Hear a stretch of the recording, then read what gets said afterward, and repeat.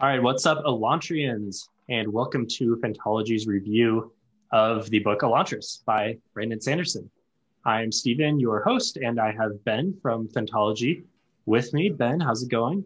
It's going well. I'm still have my natural skin, so that's good. I didn't wake up with blotted Elantra skin, so that's always a happy day. Fantastic. Have you been thinking about that intro for some time? Yeah, I have.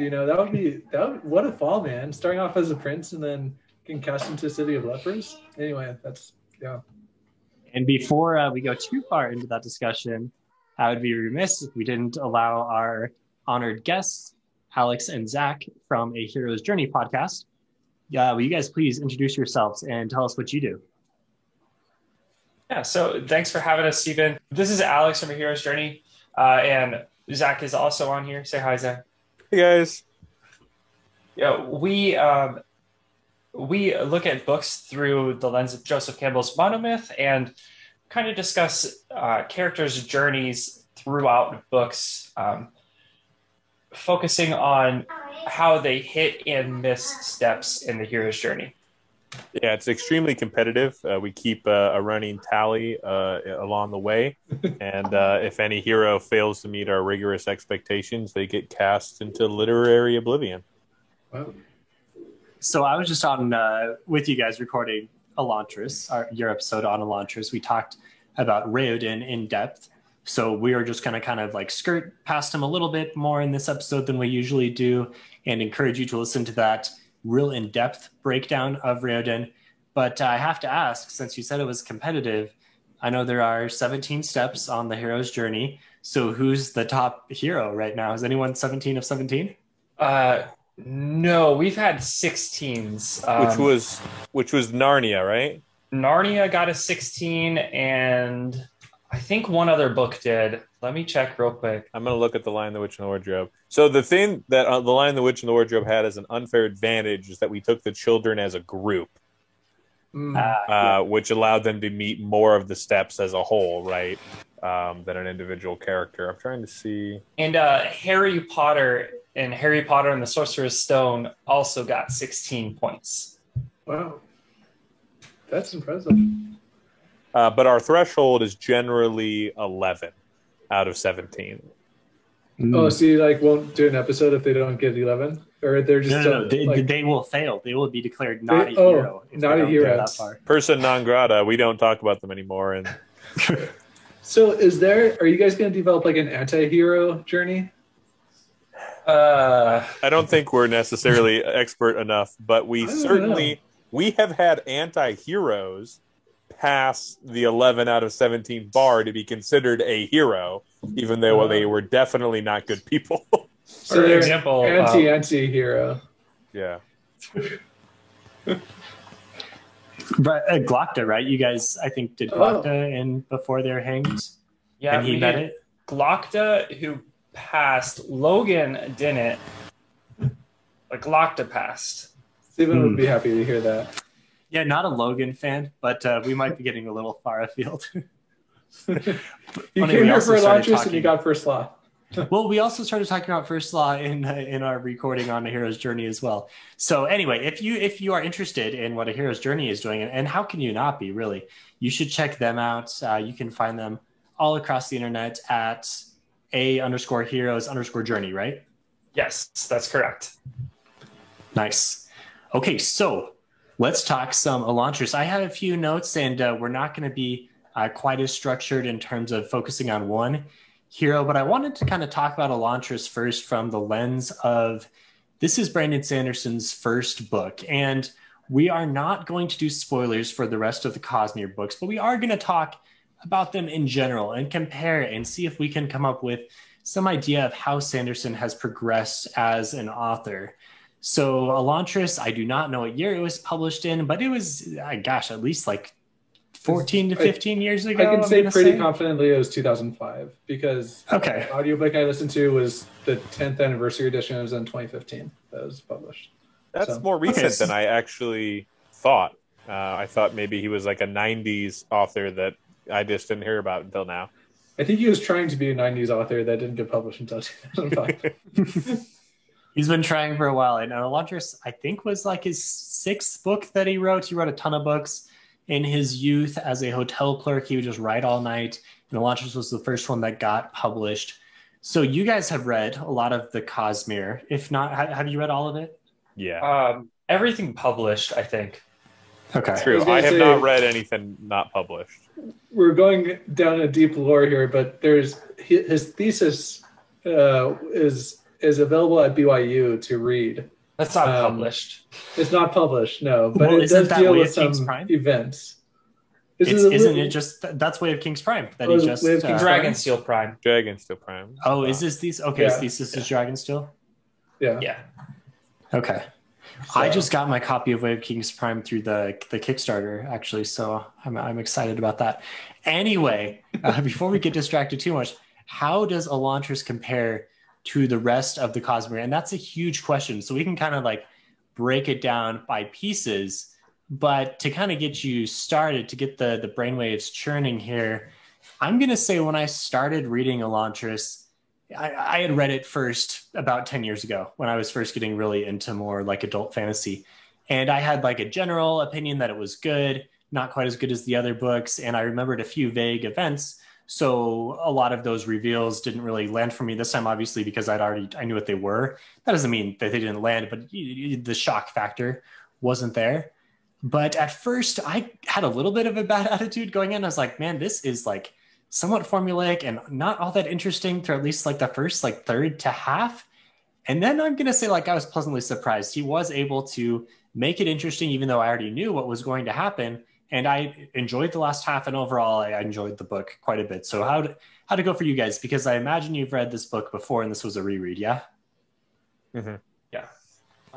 So for me, this is my third or fourth time reading it. And what I really see Brandon Sanderson developing is his pacing. The first about 200 or so pages of this are just very slow. The plot isn't going very fast or very far. And it does pick up towards the end, especially, it has that classic Sanderlanche where the last 50 or so pages, just, you can't put it down. Everything is happening so fast, but it is slow to develop and start. But I think that the characters are very strong, especially Harathian. I think he's super interesting. His motivations are very clear, but he develops and changes throughout the course of the book in a very interesting way. Some of the other characters that don't change as much are a little bit more flat, but you can see Sanderson's strong character work starting off in this. Yeah, and I think I read Mistborn first, and then came after all the way back to Elantris last, actually, or near last before some of the novellas and the graphic novels. Okay. Just because Mistborn got me hooked, and then I ended up getting into the other bigger series and then coming back to Elantris. It's funny that Alex said he didn't like the pacing at the beginning of the book, because the beginning of the book is actually one of my favorite parts of the story. I like his very kind of smaller scale interactions with discovering Elantris and kind of developing his character, or at least the world of the city of Elantris, more so than necessarily the epic scale battles that we see towards the end. I will say, I think it's interesting. I think you have a good point about pacing. One thing I didn't know until I listened to like the author's notes on this 10th anniversary edition. Apparently there's a whole plot line that he cut out during editing, which was the crazy brother plot line. Apparently Riordan had a crazy brother who, from what it sounded kind of like Zane from Well of Ascension. Perhaps and don't do spoilers for that series, but it does sound a lot like that. Yeah. I mean, yeah. So, imagine just having a whole nother politicking moment in Elantris. You don't need another one of those. You know what I mean? Mm-hmm. Not. Also, one of the scenes that was cut was, if you guys didn't remember in Warbreaker, Lightsong, this isn't spoilers, but he was like playing this ball game, like where he just like goes up and throws the ball in random places and like keeps on winning. Yeah. That scene originally occurred in Elantris. with I the just crazy thought it was a brother. deep cut to what's that old timey movie, World War II movie, where the guys bouncing the ball against the cell. I can't think of it. Oh, that's The Great Escape. Yeah, I love that movie. It's not a call to that. I don't know. That's what came into my head.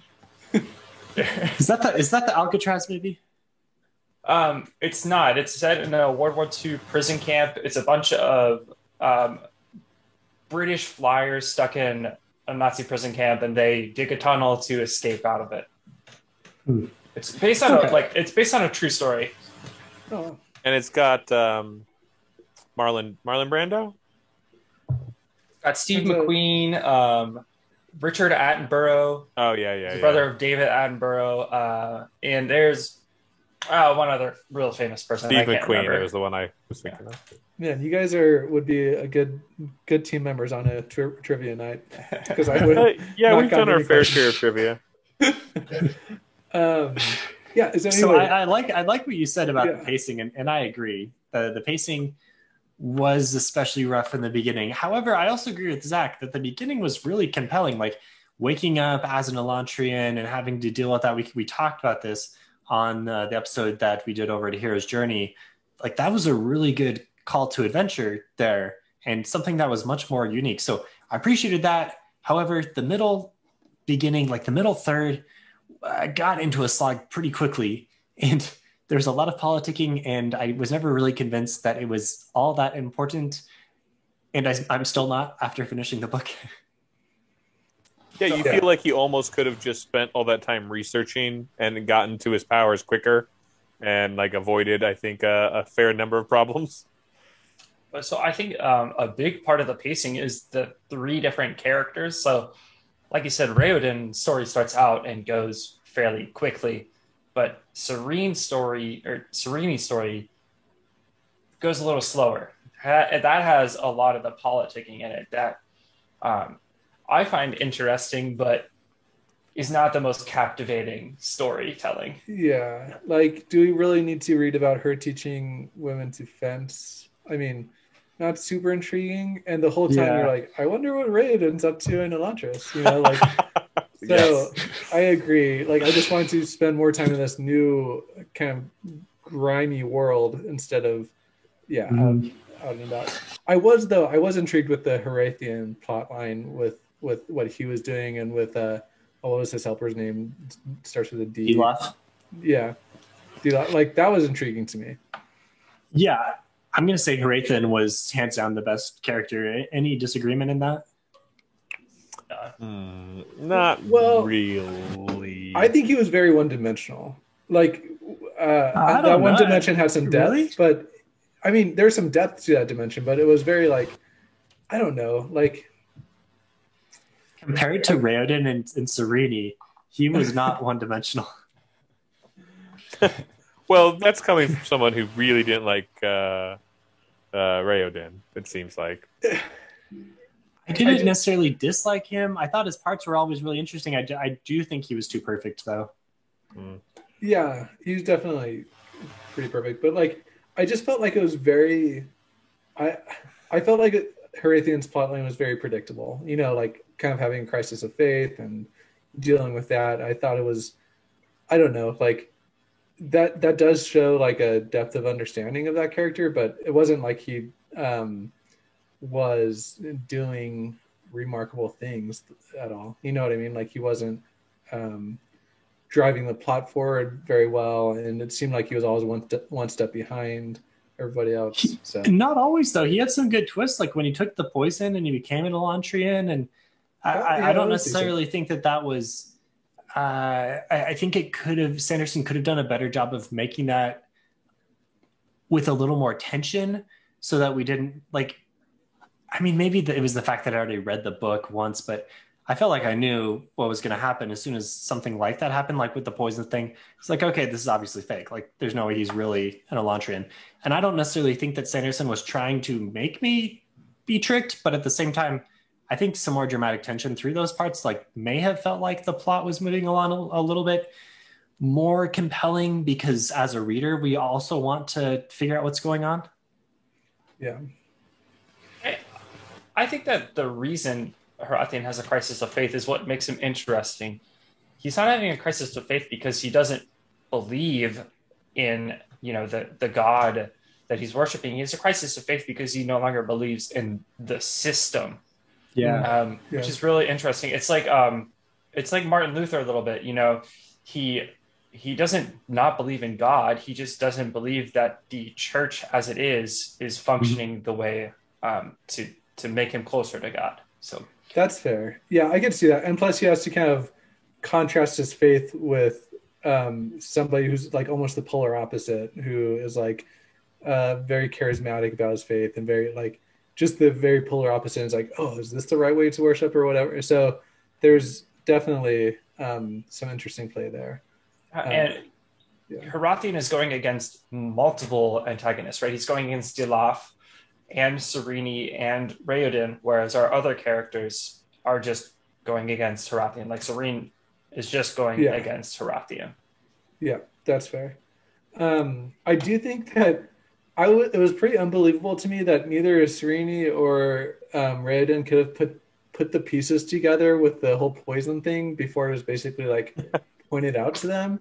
Like, for as like politically intelligent as they both seem to be, I mean, come on. Like, nobody's been healed until the priest gets thrown in Elantris and then goes away, and then like the next day Sereni's also, I don't know. It seemed like they could have figured it out. And plus Rathan is up on the wall praying, right? And they're just like, oh, I don't know what he's doing.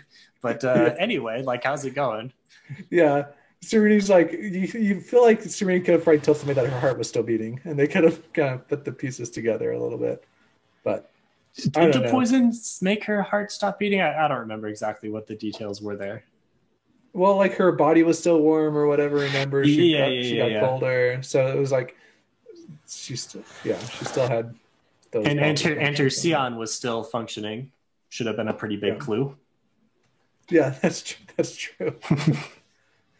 Well, that actually leads me to a question. I don't know if we want to delve into it right now in the midst of our character discussion, but how do you guys feel about the investiture of the world and the magic system that Elantris presents to us, both from a lens of comparative to the Cosmere as a whole, but also as kind of his first published work? The big question. Yeah, that is a good question. Hearing him talk about it, he got very lucky in the way that he set this magic system up, and the fact that it is connecting, because he didn't have the vision of the Cosmere, from my understanding, when he wrote Elantris, and he kind of put the lake or the well in there as kind of just kind of like he said it was like a placeholder that he could connect to later. And we have seen him start to do that at the very end of Rhythm of War. Dun, dun, dun. Yeah, so I'm excited for the crossover. Mm-hmm. There's a 10th anniversary edition of Elantris where he has a postscript scene with Hoid entering the pool as well. So yeah, like you said, at the beginning he didn't actually know exactly how it was all going to connect, but maybe lucky, or maybe maybe he was smart. It was like intentionally like setting it up to be retcon. So I don't know if it's can be defined as retcon when they're intentionally leaving it open to retcon, but yeah. I think I care personally a little bit less about its connectivity to the Cosmere in its infancy, and I enjoy more the rune to geography tie-in that was immediately prevalent becomes extremely prevalent in relation to all the different countries. And that sparks so many questions internally of, all right, why, is it simply the fact that you're born on that geographical plot, or does the fact that your parents come from, like, there it leaves a lot of questions in me that I want to discover that the book doesn't necessarily answer, but that I find very enjoyable from a reader's perspective. Yeah, they kind of raise those questions, and it's one of the few books that Sanderson doesn't answer all the go super in depth with the with magic system answers. But he's planning on writing a sequel, so I'm sure that he has some ideas for that. But yeah, he hasn't got there yet. Well, it's also, what's its name? Why am I forgetting the name of the novella that's set on that? The Asian inspired, Emperor Sol. Yeah. So that's pretty cool, and that's one of my favorite novels. Not that you know it because I just forgot the name of it, but like it's. I mean, the way that those two magic systems interact, like you could see them interacting with each other, is really fascinating. Yeah, and it's also a really good Hoid, even though it's a fairly small Hoid. Yeah. One thing about the magic, I think you can see like seeds of the Cosmere planted in here, where each country has a different way to access the magic, and each different planet or system on the Cosmere has their own way to access investiture. I really like that, and like Ben said, the Emperor's Soul is great. I think that it ties in with the magic of this world really well, even though it doesn't tie in with the plot of this book necessarily. Yeah. Well, and it's interesting on Cell, which is the name of this planet, that there are so many different ways to get to the same magic. That's a little more unique compared to some of his other stories.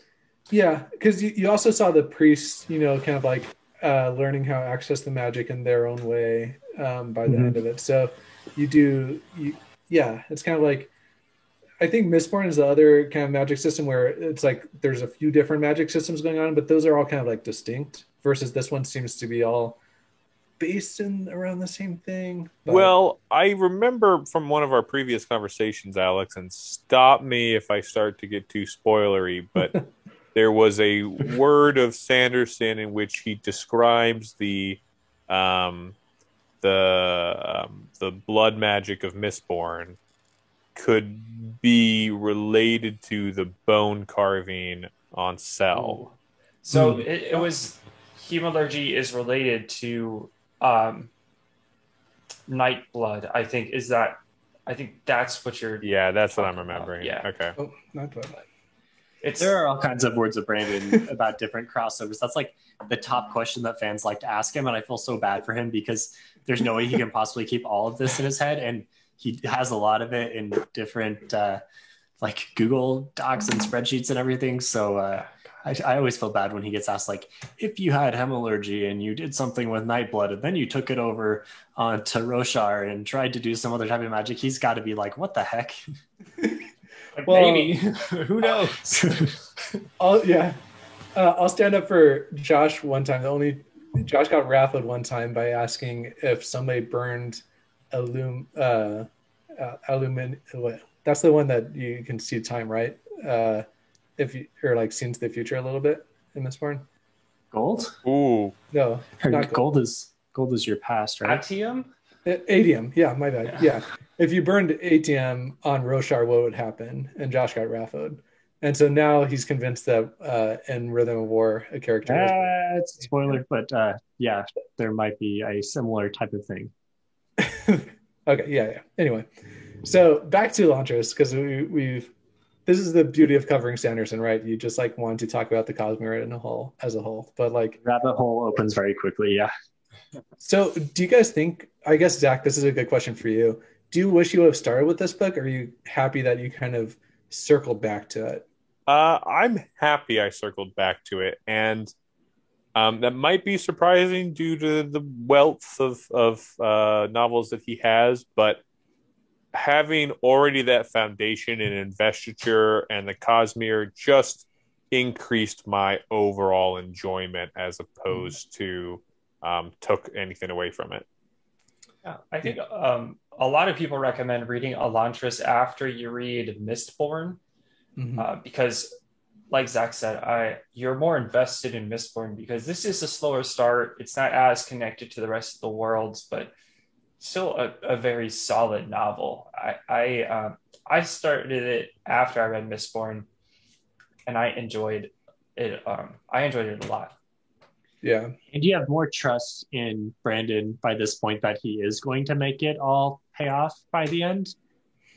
Because the beginning, third to half, like we say, is just a little bit slower. You have to have that trust in the author that he's going to make it worth it. Yeah. Is this the only one? Well, not necessary, but this is the first time we get Hoid by name, obviously, in a published novel, since it's the first published novel. Can we count how many times we get Hoid by name? He's named in Warbreaker, and think he drops his name in one of the Stormlight books too. He just kind of says like he's Hoyd and Wit. I don't remember which one though. Yeah, I'm sure we could do it, but Yeah, I no, don't know if not we worth are it. able to but- on air right now. Yeah. yeah. So one of the weaknesses of this book I thought was like the C characters. Like if we say like her, like all the members of the group that he had assembled and that Serenity was taking over, like they all All seem the pretty. young revolutionaries. That Yeah. should have a name. Yeah, it almost seems it's definitely like a precursor to like Kelsier's crew, you know. I could see it. And so they didn't feel very well fleshed out. Even like Serenity's uncle, he kind of Ian was and his fleshed family. out. Yeah, Do you think that it wasn't that? Do you think it was that they weren't fleshed out, or that you just like weren't invested in her plotline enough to care as much? maybe, but like, come on. The only thing we knew about the uncle is that he had a falling out with the king, that he was a good cook, loved his family, and that suddenly he's a pirate. And And he has a whole fortress for a house. yeah, so I felt like, again, cool character. Like, I bet Brandon's headcanon for that character is super cool, but like it just wasn't like expressed well on the page. I felt like. I think some of the reveals for those characters aren't like as stunning as they should be. Like the reveal that the uncle was crushed throat. Yeah, Like it Right. was surprising. I didn't know the first but time like you I read didn't it. care either. Yeah, exactly. And that- like it's his yeah, like son there's like being there's like a line that she's like, I wonder what happened to his throat, and you're like, okay, well that's obviously like gonna kind of come back, and I don't know. Mhm. Yeah, sorry, I kind of interrupted you, Alex. no, I I just like what you were saying, Alex, because and you were going on to like his son as well, who Mhm. the name Yeah. once again escapes me, but both had good reveals, but also not meaningful ones. Like a little bit, but the fact that he was able to tell him exactly how far away Teod was so he could get there was important. Yeah. it didn't have anything to do with him being a Lantrian. He is That was my Right. primary problem with it. Yeah. Yeah. And again, like it's kind of tough coming back from the other Cosmere because, like, to me, I see a lot of like his like whatever the son's name is. I forget his name, but like he really reminds me of. Oh gosh, I'm terrible with names, guys. Oh, that's Renarin. weird. How could you be like Renarin. that? Yeah, he really reminds. But like Renarin just feels like a real character. They're both on the autism spectrum. Yeah, but that's what I'm saying. Like you can really see the development, and of course we've had like 4 books now with Renarin, but like you get like even in Way of Kings, Renarin felt like more of a well-defined, interesting character. I mean, that Yeah, speaks I think- to Sanderson's development, right? Yeah, Yeah, and I think a lot of these characters are the seeds for future characters. Like you could probably combine a lot of these other things into qualities that we see in the Kaladins, etc., that we know really well. yeah, I could agree with that.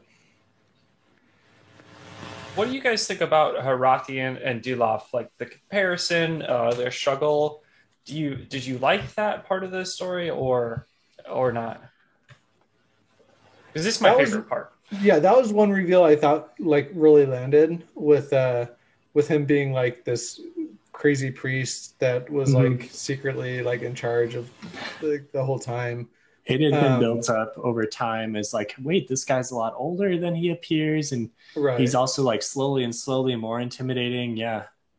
Yeah, I thought that was really good. And again, I thought that like it was perfect in the way that Harathian like sacrificed himself to save the heroes, and like I thought all that really landed. I will say, I think we were talking about on Discord, Steven, you made the comment, or maybe on Twitter. Wait, you're gonna take my worst of the best Oh, okay, for the sorry. end I'll of the stay show. away So from that. don't do it. Don't do it. Okay. Anyway, I thought most of that worked really well. So What do you think, Zach? With the priest interactions, to me, I guess I cared a little bit less because of its being outside of the city of Elantris, I always just wanted to keep going back to Raoden's story, and both of the secondary or tertiary storylines to me felt like, okay, I need to know what's going on outside the wall because it's eventually going to be important inside the wall, but I don't really care because I really would just want to know about what's going on with Raoden. So while I felt they were fairly well written and the character had a little bit of depth to him, I just wanted to get back to the people who were more immediately magical, which might be a bit of a more childish viewing of it, but it's just how I felt. Yeah. No, that makes a lot of sense. I think we're pointing to a lot of different areas of the book that were strong and that were weak. And the good thing is that fortunately throughout the entirety of the plot of the book, there was something that I think we're all in agreement on that was really strong. Like the part with Raoden and Elantris was quite compelling because you wanted to see him restore the city and solve the mystery. And then the stuff with Thraithren towards the end was interesting because I thought it was the more powerful thematic stuff. And unfortunately, not all of those things landed all the way through, like we see in some of Sanderson's more polished books, his later works. But it's really cool to look at it from a perspective. This is the first book because you can see where he has improved over the years. Yeah, if you're doing like a class on Sanderson, this is definitely required reading. So, oh yeah, for sure.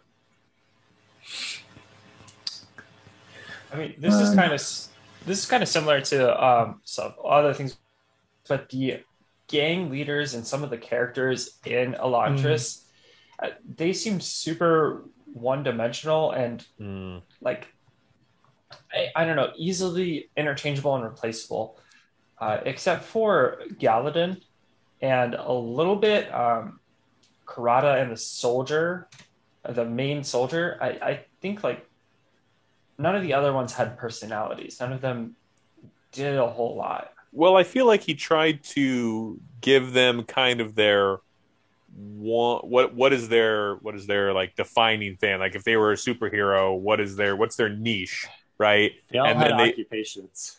Yeah, right. And they all had that one thing that then figured them out, right? The key to defeating and or getting them to join him was XYZ. And if he could just figure out whatever that puzzle piece was, it fell into place as opposed to being dynamic characters. Yeah. I think that the what was her name? Like Sheor was like the Sheor, the little girl. The Duke's daughter? Cool. Was that? Yeah. The gang leader. Yeah, but who was the Duke's daughter, right?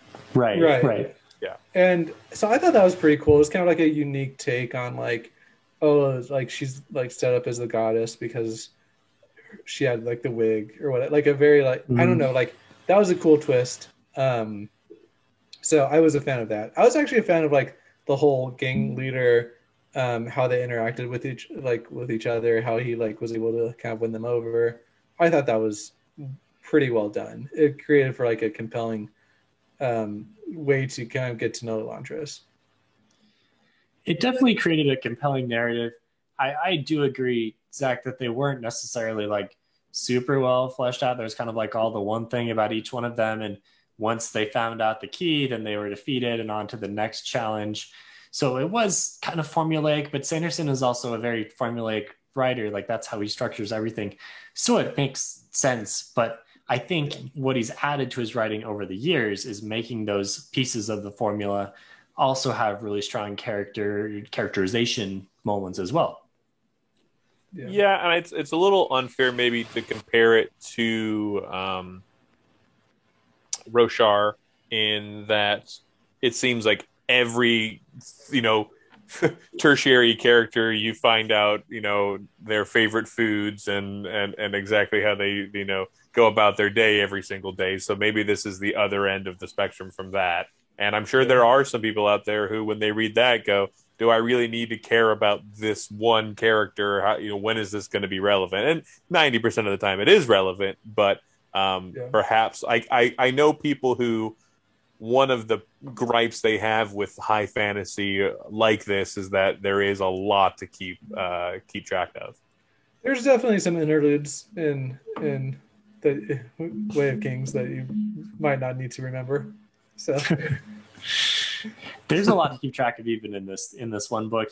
And I think one thing he doesn't do himself many favors on is while the naming system's kind of fun with all the vowels and it ties into the seance and everything, man, it's hard to keep track of all these names.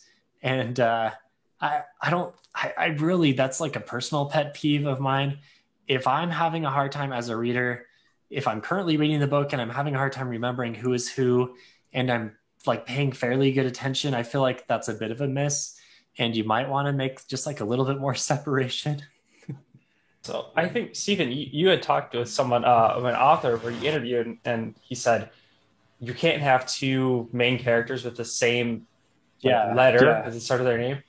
I think you can't have rhyming names either, or names that are like so similar as some of these are. It's so hard to keep track of. Like Teod and the Sheod with the Hoyed and the yeah. Kaladin and Kelsier, whenever they meet, is going to be a big epic battle. And then everyone will be confused about who's hitting who. Not that they are going to meet. I have no idea what's going to happen, but my body's ready. Do you guys? One of the things that Alex and I and our co-host Jack have discussed somewhat is the architecture of different worlds in the Cosmere. Is there a particular vibe that you guys get from Elantris if you're, or at least maybe in your first reading, if you've seen other things that maybe relate it to like a real world civilization already? So I picture it almost as like, this is just because of like the amount of like detail that they described Elantris as having, like all the carvings and stuff. I almost picture it as like being like English architecture at like the like Renaissance era, like where they had like, but like in the big like castles, right? That you can go to in England, like the Hall of Mirrors, like just like super ornate architecture for Elantris, at least. I don't know about the rest of the world, but that's kind of the vibe I was getting. I'm going with Rome. I'm going with the Romans because I think they're not quite as developed, and Elantris would be Rome, and the rest of the world kind of represents different areas that have been conquered by Rome, and it fits about the same technology time, I want to say, and then you've got one place that's like way better than all the other places. Yeah, I'm with Stephen. I'm a little torn between Rome or Greece. With all the carvings in Elantris, the intricate carvings, that's something I associate with the classical era Rome and Athens type areas.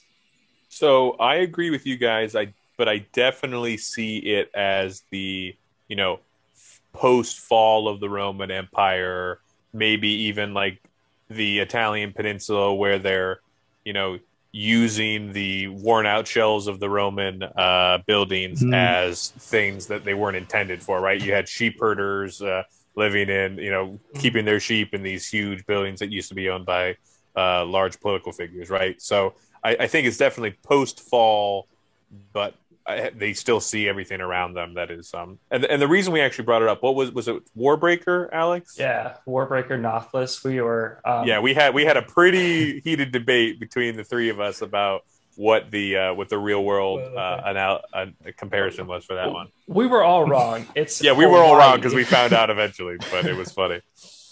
Yeah, it was Polynesian in inspiration. What? Really? Yeah. Wow. I would have bet a significant amount of money it was Egyptian. Yeah, I was thinking like Maya or Incan, and Jack said Hindu. But I thought they were all dumb, and it was obviously Egyptian. But. Well, I mean, you never know with Sanderson. He used the like tide pool for his inspiration for his most ornate world yet. So I don't really know, how much he pulls from. We are learning that A Hero's Journey is pretty accomplished in world history. Yeah. So one thing we didn't really talk about was the politics, the Sereni plotline. And I don't know if that was just everyone's least favorite, but yeah. So you had Royal and Tellery and the whole thing. Okay, I think my least favorite part of that whole thing was King Ioden all of a sudden being associated with the Justry mysteries and like eviscerating some poor girl as a sacrifice, and then he's gone. He's just like out of the story. Yeah, I don't know how you justified the inclusion of that thing. Yeah, it's weird. It was definitely shocking. Yeah, it seemed convenient to me in order to just kind of brush the character away, right? It was supposed to be impactful, but at the same time, it's like, all right, now we don't have to worry about this anymore. And it's like if you're Raoden, who supposedly like knows each of the staff and the servants, and like is super in touch with the people, and your own dad is sacrificing them, you gotta figure it. Like, is he intentionally turning a blind eye to all these disappearances, or?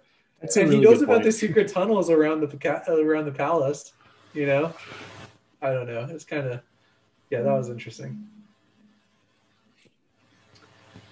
Yeah, I think like the politics, they're interesting to an extent, but I think they just go for a while, and in the end, because of Dilaf and the restoration of Elantris, they don't impact the story as much as they could have. So they just kind of like fall to the wayside, especially when you finish the book.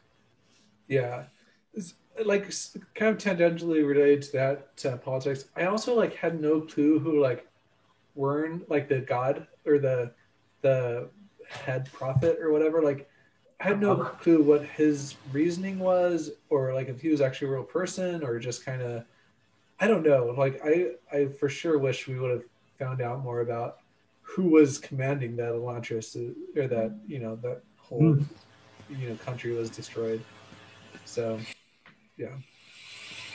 Yeah, the whole religion thing, I thought it was interesting. Like, the themes were very interesting through Thraithan's point of view, but the actual setup of the religions and Shu-Dereth and Shu-Korath, it was a little interesting in that, like, it was one little monk who created both, and they both splintered off of that. Like, there's some, fairly obvious real world comparisons there, but I did think it was a little more just breadth, and there wasn't a whole lot of depth there. And maybe that's why, even though we like Thraithan's plot line, we weren't entirely, at least Zach, you weren't entirely invested in it. Maybe if that was a little bit deeper, that would have been more impactful. Yeah, I agree. I think seeing the kind of maybe pulling the scope out from even the three characters we were looking at and seeing more of a cell overview would have been how we could relate to the gods on a greater level. But then does that detract from the story that you're trying to tell in Elantris? So. Okay, we didn't talk about the romance. And if you listen to Phantology, you know that I'm a sucker for a good romance in a fantasy book. I liked this one fairly well. And I liked it more than I thought I was going to at the beginning, because at the beginning, I was like, man, both these characters are so perfect.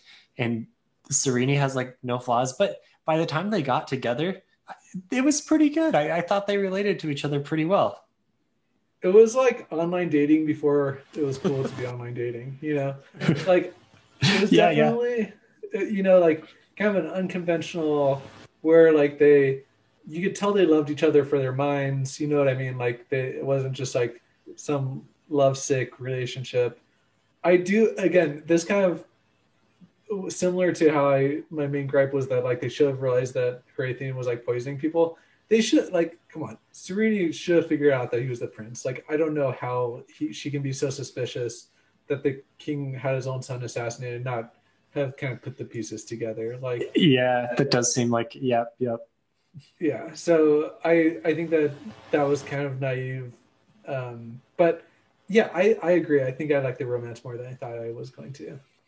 I like that it's a little slow burn. You can see them. You have this history of them sending letters and talking through seance, and them interacting a little bit with the food, and it just kind of builds. I like that it's a little more realistic than a lot of fantasy romances we have, where someone just meets and that's it. they're together Yeah. forever. So It was also Yeah. like a cool melding of like political convenience, and it was like you could see that like, hey, for however much crap like people get for arranged marriages, this was like an arranged marriage that would have worked. You know what I mean? That like they would have made it work. So sorry, Zach, I interrupted you. No, that's okay. That's actually what I was going to talk about, the political versus the personal. So that was a good point. Yeah, And so it I was thought nice good. that she still loved him even though he was this hideous Elantrian. It showed a lot of depth to her character. Yeah, for sure. Okay, so we always close with a segment that we call the worst of the best, where we pick out some good moments that we liked, but then we kind of nitpick and we're like, yeah, but there's like this one thing that I think could have been better. We don't do this to try to be negative, but it's just kind of like a fun thing, and everyone likes to be critical. So here you go. And I know there's probably some bits of the book we did not quite cover. So if you have the opportunity to incorporate those into your worst of the best, absolutely go for it. So who wants to go first? I think you have one already picked out that would be a great example.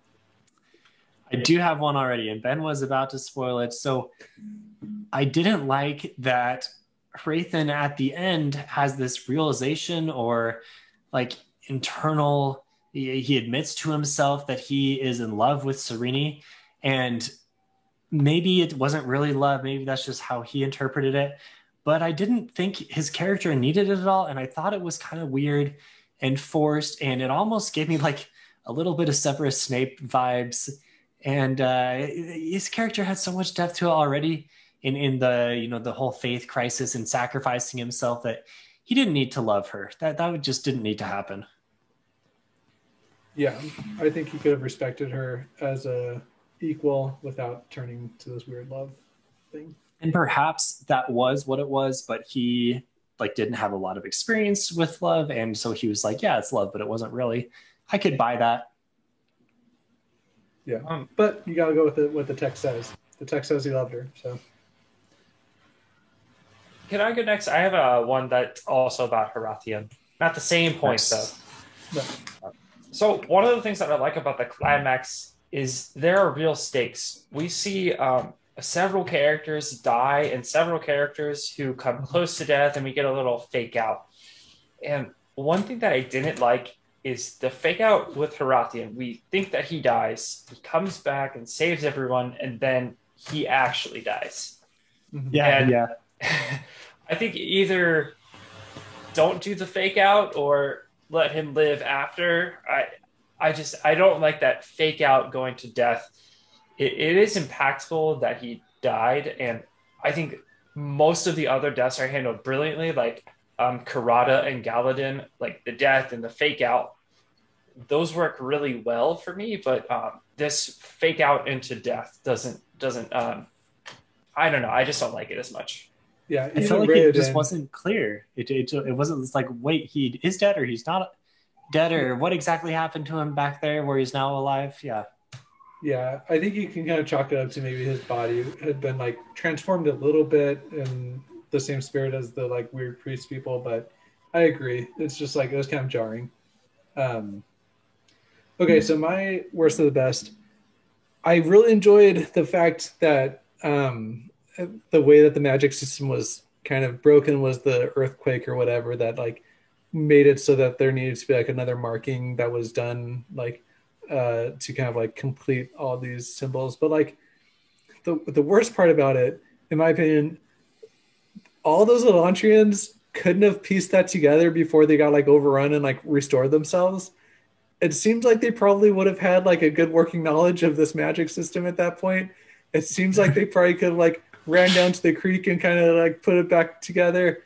I don't know why that was never addressed, but for like this mighty civilization to be undone by an earthquake and then nobody even makes an attempt to like fix things seemed kind of weird to me. So yeah, and I feel like you are uncovering a lot of plot holes.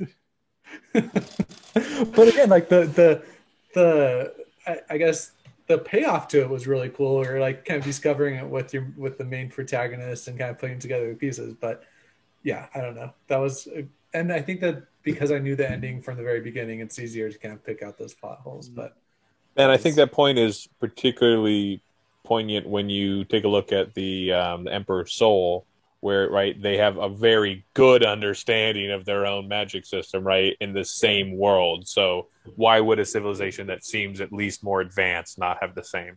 That's interesting. My point is, I guess, less earth-shattering or plot hole-inducing. I really liked the way they described Uncle Kin's like fortress, and I really liked the the battle scenes that they had, as it was like a fortified unit during all the strife that was going on.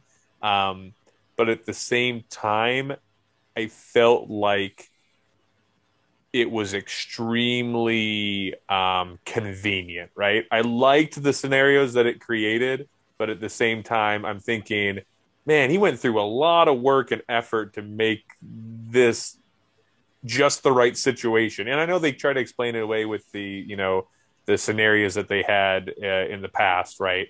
But it just seemed like, oh, I would have rather maybe a cave or a particular dilapidated part of the city. The fact that it was, so closely related to Sereni took a little bit away from it, even though I really liked the scenes that it created.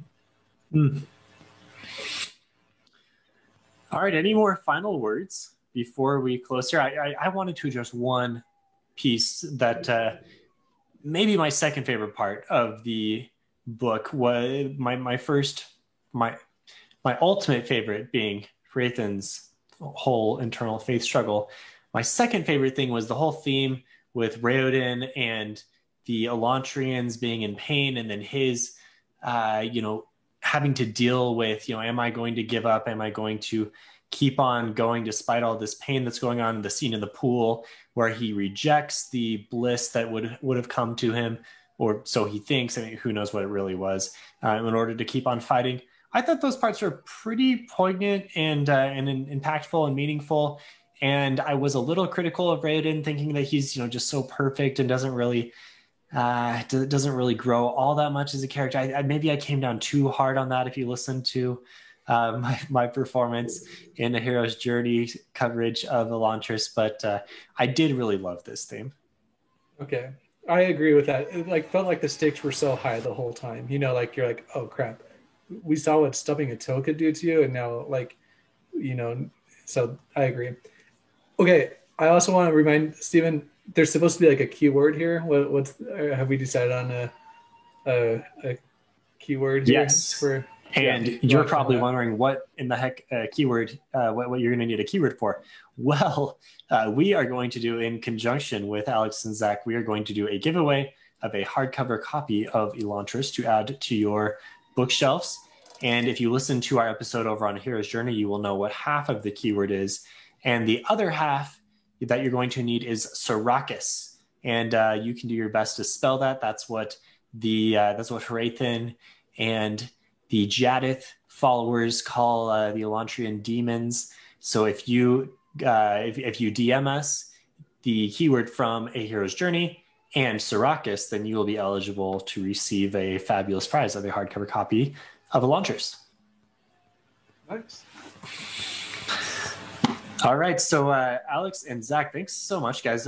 Maybe do you want to just give like a brief little plug for your channel here as we close?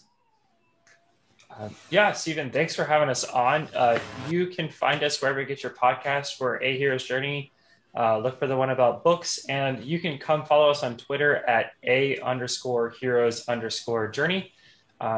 We have a Discord attached there too, if you guys want to find another place to talk about books and specifically the hero's journey and character development through that lens. Yeah, appreciate you guys having us on. Yeah, thanks for taking the time. And if you want more from Phantology, you can find that at www.phantologybooks.com and follow us at Phantology_books and all the other corners of the internet we exist out there. Phantology with an F, of course. Thank you for listening, and hope you enjoyed Elantris, and hopefully you were able to follow kind of our rambling coverage of the book. There's a lot here, and we pretty naturally got into a Sanderson rabbit hole, but I think most big fans enjoy that. All right, awesome. See you, Steven. See you, Alex. Zach. Awesome. Thanks, guys. We appreciate Thank it. you. This is great. See everyone. Thank you for tuning in to another episode of Phantology. If you'd like to let us know your opinions on all things sci-fi and fantasy, join our Discord. Invites are in the episode descriptions below. If you'd like to support the show, like these fine folks here, you can do that at patreon.com/phantology_books. Patrons get early access to new episodes, exclusive postings, and exclusive Discord benefits. But of course, just listening and watching and sharing with your friends and family is support enough. Journey before destination all.